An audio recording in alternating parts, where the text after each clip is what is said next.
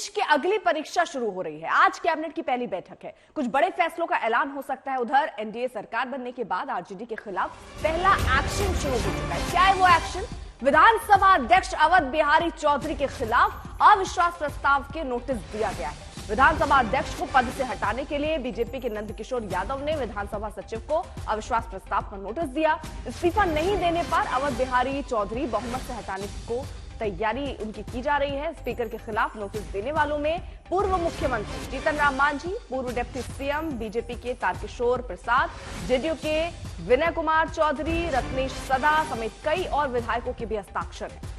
उधर अब सबकी नजर आरजेडी की अगली रणनीति पर होगी, क्योंकि उन्होंने भी कहा है कि खेला अभी बाकी है।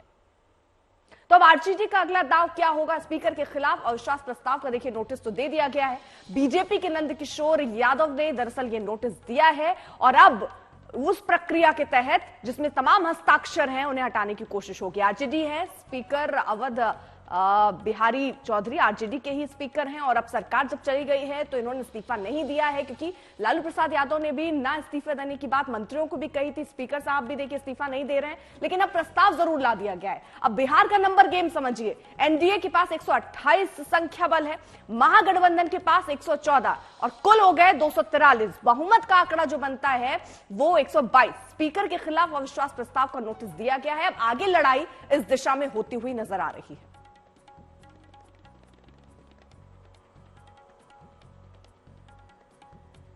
नहीं, ये बहुमत है, ये बहुमत है।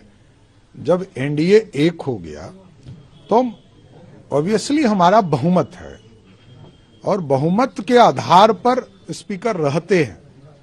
और अवध बिहारी चौधरी जी बड़े सुलझे हुए पुराने राजनेता हैं, उनको तो स्वयं इस्तीफा कर देना चाहिए। तो कुल मिलाकर अब स्थितियां जो हैं बिहार में वो ऐसी नजर आ रही हैं। लालू यादव और पूरी आरजेडी ये कह रहे हैं कि अभी खेला होना बाकी है। तेजस्वी यादव कह रहे हैं कि अभी खेला होना बाकी है। वो खेला क्या है?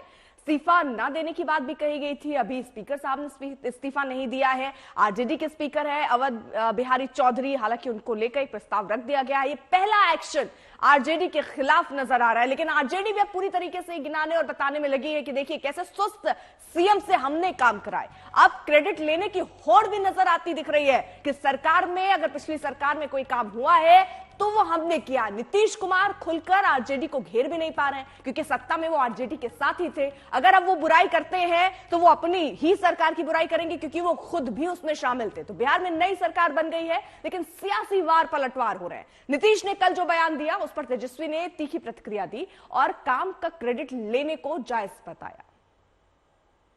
अभी हम जो पहले गठबंधन को छोड़ के नए गठबंधन बनाए थे और जो नया गठबंधन 1.5 महीना से बनाए थे, 1.5 साल से, तो यहाँ पर भी जो स्थिति इधर आकर के ठीक नहीं लगी है और जिस तरह से लोगों का दावा हो रहा था, जो इतना मेहनत किया जाता था कि वही लोग ये सब काम कर रहे हैं, वो सब जरा धीरे धीरे लोगों को खराब लग रहा था। तो हमारा लगभग 79 विधायक, उनके 45 विधायक, विभाग हमारा, मंत्री हमारे, काम हमारा, तो क्रेडिट लेंगे नहीं, हम तो क्रेडिट लेंगे ही।